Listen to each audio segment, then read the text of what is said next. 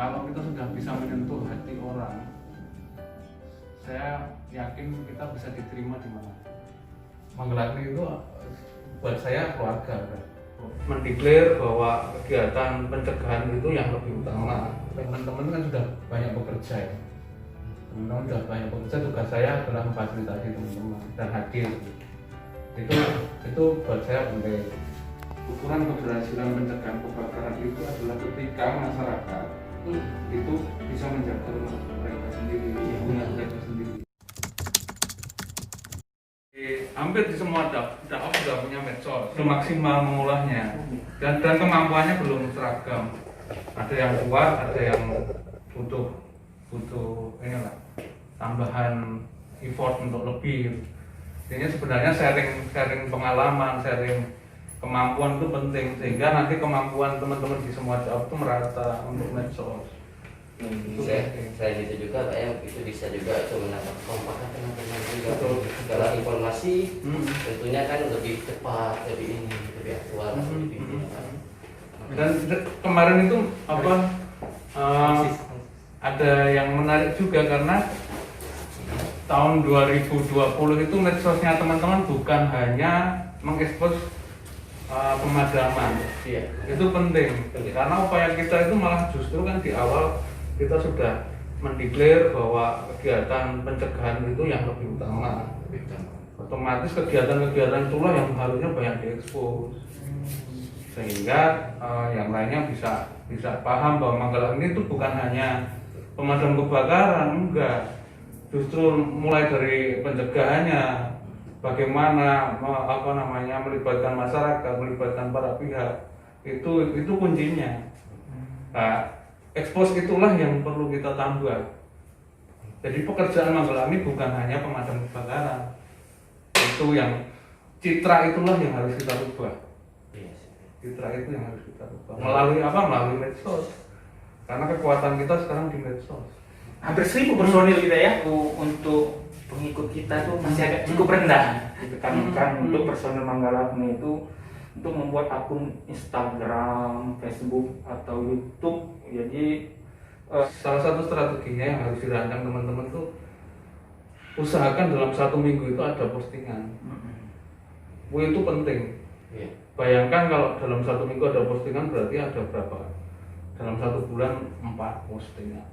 Dan itu nanti bisa masing-masing like aja. Dari 17 dakwah satu expose, nanti 16 yang lainnya mereplay atau terus nanti balik juga endorse, tembak ke medsosnya kementerian juga. Tapi intinya rambu-rambu jangan ditabrak. Apa yang harus kita expose, apa yang harus kita blow up itu perlu ada strategi juga.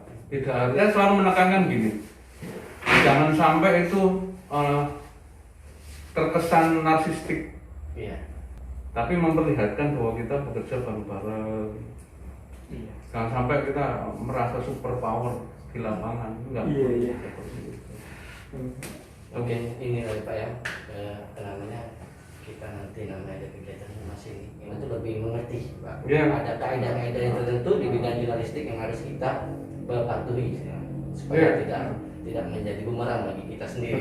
Betul. Satu itu, yang kedua jangan sampai terjebak pada sesuatu yang bukan kewenangan kita. Itu yang perlu kita tekankan sekarang itu tujuan dulu. Tujuan bermedsos, Manggelakni bermedsos itu tujuannya apa dulu? Mengekspos hasil kerja. Kemudian bagaimana caranya merepresentasikan bahwa kita kerja bersama di lapangan.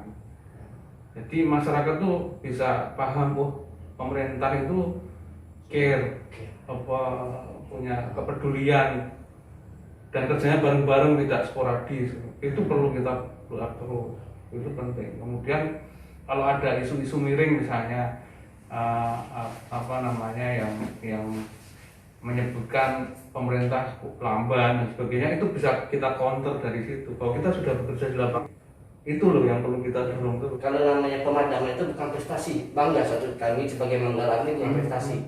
Karena kita sebutkan seperti itu dengan masyarakat biar mereka itu memahami kalau Manggelakni bukan hanya sekedar pemadam, Itu yang seringkali kita tuh mendapatkan tanggapan yang ya segitu ya Pak ya memang. Tapi kalau memang kita namanya masyarakat, kita jelas itu dengan sungguh-sungguh, dengan bukti, kalau kita memang itu kerja. Nah itu harapan kita ya. Ukuran keberhasilan pencegahan kebakaran itu adalah ketika masyarakat itu bisa menjaga rumah mereka sendiri, lingkungan mereka sendiri. Kalau masih seperti sekarang misalnya harus yang menjaga atau yang bertindak itu harus orang-orang luar, pemerintah, apa maksudnya dari LHK, dari BPBD, dari TNI Polri, itu kan orang luar dari lingkungan itu. Harusnya dirubah paradigmanya. Bapak Kepala Balai, bagaimana ini rasanya itu Pak? Apa waktu begitu datang di sini sebagai Kepala Balai langsung situasi yang kebakaran yang cukup besar gitu Pak? Nah, memang sebelum 2019 pun tugas saya kan memang di PKHL, memang setiap saat saya usahakan selalu ke lapangan. Jadi saya bisa memahami kondisi teman-teman, kemudian saya bisa merasakan. Ketika saya bisa merasakan, saya bisa bertindak. Dan teman-teman saya bisa ini juga ketika ada pimpinan yang hadir itu ya paling tidak menambah semangat lah. Paling enggak, saya nggak tahu juga Pak. Jadi kawan-kawan, Bapak Ferdi ini kalau ada kebakaran langsung hadir ke lapangan. Saya usahakan hadir. Kalau waktunya, beliau kan jadwalnya sangat padat. Jadi ketika itu beliau selalu menyempatkan waktu ke lapangan. Dan itu juga menjadi suatu kebanggaan kita. Kita waktu pemadaman itu lebih semangat. Nah, di 2019, alhamdulillah Bapak Kepala Balai menerima penghargaan dari Bapak Gubernur ya. Ya, itu 2020 juga. Sudah ada lagi Pak. Jadi dua. Jadi itu persembahan untuk teman-teman. Alhamdulillah. Saya nggak bisa apa-apa. Jadi sudah 2 tahun di sini Bapak Kepala Balai menerima penghargaan dari Bapak Gubernur Sumsel. Apresiasi atas pencapaian selama 2 tahun itu Pak ya. Iya, tapi intinya itu bukan saya, tapi teman-teman. Saya hanya menyampaikan saja, menghadiri saja. Tapi yang perlu saya tekankan adalah teman-teman kan sudah banyak bekerja ya. Teman-teman sudah banyak bekerja, tugas saya adalah memfasilitasi teman-teman dan hadir. Itu buat saya penting. 2020 ini banyak hal yang tidak kita prediksi sama sekali terkait COVID ya. Sehingga semua rencana yang sudah kita ideal itu berantakan semua. Kita sudah merancang banyak pelatihan, kita merancang banyak kegiatan, tapi berantakan karena COVID. 2021 dengan kondisi yang sama, berarti kita harus menyesuaikan diri di awal dengan irama kerja yang hampir sama, dengan protokol yang hampir sama. Dan 915 orang yang harus saya jaga itu dari Manggarai. Teman-teman ASN juga sekitar 70-an. Artinya ada 1008 yang harus saya amankan. Tugas saya mengamankan itu, dan itu setiap saat saya cek. Ketika teman-teman ada yang positif, tanya deh teman-teman, pasti saya WA. Saya minta nomor HP-nya, saya WA satu-satu. Kenapa? Mereka butuh support, tidak boleh ditinggalkan. Justru ketika ada yang jatuh, itulah yang kita support. Tidak itu bisa menambah imunitas mereka. Ya, ketika mereka tahu mereka tidak ditinggalkan, mereka akan lebih happy. Iya benar. Kalau happy, imunnya naik. Nah, itu saja. Itu aja. Sepele sebenarnya saya cuma WA aja. Gimana kabarnya hari ini? Benar. Besok saya WA lagi. Gimana kabarnya? Jadi banyak yang sudah dialami selama mungkin di Balai PBU Sumatera. Kalau apa maksudnya Pak? Hal-hal yang menarik gitu yang ditemui ketika dari dulu ya berkunjung itu apa berkomunikasi atau apa gitu. Saya masuk 2006. Yang saya pahami dan saya banggakan sampai sekarang itu adalah keluargaan. Keluarga kedua saya. Jadi itu adalah ciri khas yang perlu kita pertahankan. bukan hanya kursa kekompakannya, tapi kekeluargaannya itu penting banget. Ketika kita nyebut keluarga itu ada berbagi di situ, ada apa kepedulian, itu yang menjadi penting ya. Buat saya penting. Dan walaupun sederhana sih, saya selalu menekankan itu kepada teman-teman Ngadaok juga agar dirawat. Saya selalu ngomong ke teman-teman Ngadaok, saya nitip teman-teman Manggalapi. Di sini pun saya nitip, karena saya nggak mampu semuanya saya handle. Saya nggak hafal semua 915 orang Manggalapi. Benar itu. Tapi setidaknya saya bisa kontrol satu-satu, Ini membantu. keluarga diajak ke Palembang juga Pak? Iya, keluarga itu harus apa namanya, sumber kekuatan kita kan keluarga. Iya. Saya sering lihat tuh di Instagram tuh kompak banget sama ini keluarganya. Sabtu Minggu itu selalu saya ajak lapangan. Oh. Entah ke dakwah, entah ke pondok kerja, entah ke patroli dan sebagainya.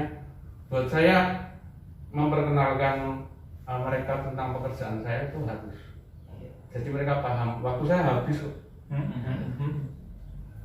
Saya pulang kantor sekitar jam 5, jam 6, kadang jam 7. Sampai rumah pun harus laporan. Nanti malam kalau ada kejadian harus laporkan lagi. Kalau ada kejadian tuh sampai yang Banyuasin tengah malam pun saya cek masih pada di lapangan, udah selesai belum, tarik sekarang, pulang, makan. Saya cek selalu seperti itu. Karena buat saya beban itu amanah ya, amanah yang harus dikerjakan sebaik mungkin. Banyak sekali yang belum saya kerjakan, Yang di sini pun masih banyak yang belum kita benahi. Tapi pelan-pelan kita benahi. Itu. Ini sepertinya kalau Bapak Palbal ini hobi tanaman, kawan-kawan. Tanaman mulai dari depan sudah mulai ini. Di rumah ini juga Pak, nanam-nanam itu Pak. Nanam, ada hidroponik. Oh, hidroponik. Karena ketahanan pangan itu penting. Di masa pandemi harus ada. Jadi Tentunya ngirit. kawan-kawan masa pandemi kan nggak sering-sering ke pasaran. Jadi kalau itu bisa potong langsung dimasak. Bayangkan kalau semua Manggalapi nanam di rumahnya apapun itu satu hari kita bisa ngirit 10.000. 30 hari bayangkan berapa yang bisa kita irit, bisa kita gunakan untuk yang lain, nabung kayak apa kayak. Dan itu lebih sehat. Iya. Yang dari pestisida ya. Tapi itu yang kedua kesehatan jiwa juga. Setiap saya di sini sudah udah mentap atau rapat banyak sekali itu, saya tinggal ke kebun. Saya pasti di sana nongkrong di pojokan sana. Untuk apa? Untuk menjernihkan sedikit pikiran dan sebagainya. Baru itu setelah itu masuk. Di rumah juga sama. Malam hari saya nanam dan sebagainya. Untuk hidroponik kan harus satu-satu ditanamin terus dipindah. Itu mengajarkan saya juga ketekunan. Jadi di situ ada ketekunan, ada doa, ada harapan. Memang ini dan keikhlasan. Ikhlas apa maksudnya? Kita diajarin di hidroponik kita nanam ya. Nanam itu pasti ada hama, ada ulat. Ya kita harus ikhlas. Itu rezekinya si ulat itu. Kita harus ikhlas. Makanya banyak hal yang bisa kita pelajari dari hal-hal yang sederhana. Oh iya, jadi melihara ikan-ikan juga ya Pak ya? Kan di depan, terus di belakang itu ada. Sebelumnya kan ini berada tinggal di Jawa ya kan, dengan adat istiadat kebiasaan masyarakat kan yang berbeda kulturnya dengan wilayah untuk di Sumatera ini kan. Kalau Sumatera itu kan terkenal masyarakat itu agak keras, jadi terkait penanganan karhutlah ini kan apalagi. Bagaimana ini perasaannya waktu pertama kali di sini ditugaskan sebagai bapak kepala balai? Buat saya ini pengalaman yang menantang ya. Artinya saya harus banyak beradaptasi dengan itu. Saya model orang yang jarang marah sebenarnya. Cuma kalau ketika saya marah itu berarti sudah keterlaluan. Dan saya nggak ingin dicap seperti itu. Yang saya tekankan teman-teman selalu pendekatan kemanapun itu pendekatan ke keluarga. Kalau kita sudah bisa menyentuh hati orang, saya yakin kita bisa diterima dimanapun. Tapi tugas kita adalah menundukkan kepala sebenarnya. Kita nggak boleh tinggi hati, terus misalnya ke lapangan terus kita langsung sok-sokan, saya ini menggelar nih petugas dari pemerintah. Tentu kita nggak akan bisa diterima model-model seperti itu. Tapi ketika kita merangkul itu sebagai teman, sebagai keluarga, saya yakin niat baik itu pasti mendapat jalan. Walaupun pasti ya, kalau saya masuk ke sini pun juga banyak yang harus dikerjakan dan sampai sekarang belum selesai. Mengelola Manggalar yang besar apalagi dengan tipe-tipe orang yang berbeda-beda, satu dakwah aja beda-beda, apalagi ini 17 dakwah. Dan saya tidak mungkin memuaskan semuanya, pasti ada yang kecewa, pasti ada yang merasa tidak diperhatikan dan sebagainya. Tahun ini pun saya belum sama sekali ke Sumut, karena pada saat saya sudah merencanakan hal-hal seperti ini, tahu-tahu nggak bisa, ada rapat dan sebagainya. Kemudian pandemi juga membatasi pergerakan kita juga. Nah, itu menjadi PR saya sebenarnya. Tahun 2021 saya harus beberapa tahap yang belum saya kunjungi harus saya kunjungi. Walaupun sampai sekarang pun interaksi ya, interaksi by WA, Zoom, meeting dan sebagainya sudah dilaksanakan. Cuma ada yang kurang ketika kita tidak bisa bertemu langsung. Nah, apapun waktunya, Bapak bolak-balik selalu pakai seragam merah ini. Merah. Merah. Di rumah saya ada 8 setel nggak salah. Jadi kalau seminggu kan cuma 5 hari kerja, berarti saya harus pasti dalam seminggu itu pasti sekitar 4 kali saya pakai baju. Jadi Manggalar itu merah kawan-kawan. Kalau pakai PDL ini mungkin dimaksudkan apa siaga terus gitu apa gimana nih Pak? Baju PDL terus. Ngirit aja sebenarnya. Ya saya nggak bisa ini ya, satu Senin itu pasti saya pakai baju hutanan ya. Tapi kalau sudah Selasa sampai Jumat, saya usahakan pakai merah. Oh iya. Kenapa? Kalau sering rapat, Zoom meeting gitu ya. Kalau saya pakai baju merah, itu langsung dikenali. Oh ini dari PPI. Identitas sebagai identitas, ini dari PPI, dari Manggalar. Karena kita rapat itu kan macam-macam orang ya. Satu kali, hari ini pun misalnya dua kali rapat langsung sampai sore tadi. Satu dengan Direktur PKL, yang satu dengan Direktur Mitigasi. Tapi ketika saya pakai baju merah udah langsung dikenali dari PPI. Gampang, yang penting itu untuk absen kita. Oh ini jadi merah. Bukan bermaksud macam-macam, bukan ini ya. Satu itu, tapi yang kedua memang itu tadi semangat itu. Kalau sudah warna merah itu semangat. Iya, ada semangat. Nah, satu lagi nih Pak pertanyaannya. Kalau untuk tahun 2001 ini ada nggak namanya untuk teman-teman dari kehumasan tentunya untuk lebih lagi meningkatkan lagi karya mereka, konten-konten mereka dengan didukung ilmu yang ada dalam artian ada pelatihan tentang editing video penggunaan ini. Nah kita harapkan ini kita bisa berikan yang baik ke masyarakat supaya bagaimana cara-cara editing yang bagus, yang layak ditonton untuk masyarakat itu mencari apakah ada nanti ada lanjutan arah situ. Kalau program resminya sih ada rencana ya. Iya. Cuma saya nggak tahu dinamika di era COVID ini, dinamika anggaran itu sangat cepat. Oh, gitu. Semangat belajar itu kan harus ya. Benar. Dan tantangan. Kalau saya itu tertantang orangnya. Jadi misalnya saya ada medsos beberapa dakwah kita ya. Iya benar. Kalau teman-teman pun di dakwah juga akan melihat, medsosnya dakwah ini kok rame ya. Ini videonya bagus, caranya gimana? Oh harusnya saya belajar seperti itu. Iya. Nah, semangat belajar ini, otodidak ini yang selalu saya dorong. Iya. Yang berikutnya kita belajar dari beberapa medsos yang lain. Medsosnya teman-teman Kalimantan, Iya, benar tuh. medsosnya teman-teman Sulawesi, Sulawesi. belum kementerian, Kementerian. belum si Pongi, belum yang lainnya. Apalagi yang sudah profesional ya, misalnya teman-teman yang memang Instagramable yang selebgram dan sebagainya.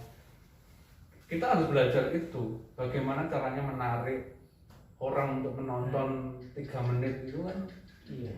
bukan sesuatu yang ini gitu. Seringkali kita terbatas dengan anggaran, padahal nggak seperti itu. Namanya semangat belajar itu tidak dibatasi ruang waktu dan anggaran dan kayak gitu, tapi niatnya kayak apa dulu. Niatnya maju ya maju, kalau mau maju nggak difasilitasi pun saya harus maju. Itu harus dibulatkan dulu tekadnya. Tetap semangat kita itu harus didorong ya. Balai sebisa mungkin akan membantu. Cuma ketika balai kurang mendorong, tolong yang lain teman-teman jangan ngelokro, jangan terus tidak semangat. Enggak, justru kita tertantang dengan yang minimal itu kita tantang lebih gitu. Seperti kata Pak Direktur yang selalu diomongkan, jangan meratapi kegelapan, tapi nyalakan lilin itu, kerjakan itu. Kalau meratap terus nggak maju-maju, kita hanya memprotes, wah kita nggak ada dukungan lah. Padahal belajar itu kan terus ya. Iya. Dan ketika teman-teman di lapangan itu bahan medsos itu melimpah. Teman-teman ngapain, teman-teman seharian membuat suka kayu itu hal-hal yang menarik, tapi dipotret dari beberapa sisi. Jangan hanya ketika membuat konten tentang patroli isinya cuma bagaimana cara mengambil patroli, itu akan membosankan. Tapi dipotret dari yang lain. Semenarik mungkin ya. Nah, dipotret dari beberapa hal yang lain. Bagaimana caranya berkenalan dengan Pak ini misalnya. Pak ini tuh kayak gini kita cerita. Saya pernah melihat seperti itu di beberapa medsos, sederhana sekali. Medsosnya beberapa kemarin terkait dengan perhutanan sosial misalnya. Itu bagaimana mewawancarai masyarakat yang mendapat sertifikat, tapi dibidik dari sisi yang lain. Itu jadi menarik. Jadi ada ternyata ada sisi lain dari perhutanan sosial yang notabene adalah program pemerintah, tapi ada di situ ada masyarakat yang ingin maju, masyarakat yang butuh makan di tengah pandemi. Ini butuh makan, apa yang bisa diusahakan? Menanam jagung di mana, di lahan PS itu, di perhutanan sosial. Hal-hal seperti itu loh yang perlu kita kreatif. Tapi memang ini ya, teman-teman di DAOP kan memang tidak ada spesialisasi khusus langsung untuk orang ini tidak boleh mengikuti pemadaman, tidak boleh hanya untuk medsos kan enggak seperti itu. Justru ketika kawan-kawan ke lapangan, apapun kegiatannya itu bisa menjadi bahan. Iya sebenarnya. Jadi bahan menarik sekali. Tergantung public speaking lagi. Ya konten-konten sederhana kayak hari kemarin konten kuliner atau bisa dijadikan. Baca loh. Ini salah satu informasi buat teman-teman ya. Kalau beliau ini juga Pak Haris ini YouTuber. Jadi kemarin dia habis nge-vlog dengan Tom and Saw ya. Dari hal yang sederhana, jalan masuk itu memperkenalkan Manggala Agni. Kenapa pakai seragam ini? Subscribe ya. Penasaran. Manggala Agni. Manggala Agni. Sumatera 17 Oki. Jadi Manggala Agni itu dari bahasa Sanskerta, Manggala itu artinya panglima, Agni itu api. Jadi panglima api. Itu Akhirnya orang lain kan tahu Manggala Agni itu bukan hanya ini. Walaupun yang komen di bawah saya baca-baca. Banyak orang yang masih menganggap ini pemadam kebakaran ya. Nggak apa-apa, itu kan kesan awal ya. Jadi nanti lambat laun kan bisa kita perkenalkan lebih dalam lagi. Beberapa video teman-teman kemarin yang menarik sekali. Menurut saya sangat-sangat menarik. Tinggal narasi yang perlu. Narasinya narasinya perlu kita dorong lebih unik, lebih ini. Nah, dari mana kita belajar? Dari medsosnya orang. Iya. Dari medsosnya orang. Itu dari situ kita improve. Oh ini caranya Jadi bukan berarti kita tuh plagiat, tapi kita lebih belajar dan improve prestasi lebih baik. Kata orang pinter itu ATM kan, amati, tiru, modifikasi. Iya. Kita nggak perlu penciptaan baru sama sekali baru, tapi amati yang oh ini kok di like banyak orang, Iya. viewernya banyak. Apa yang menarik di situ? Tiru, tapi jangan tiru 100%, modifikasi. Modifikasinya ya diadaptasikan dengan keinginan kita, dengan kebutuhan kita, dan tujuan kita apa. Dari situ aja belajarnya gitu. Begitu ya? Iya. Jadi kawan-kawan, kita sudah ngobrol sama Bapak Kepala Balai PPI Wilayah Sumatera, Bapak Ferdian Krisnanto. Terima kasih banget Pak.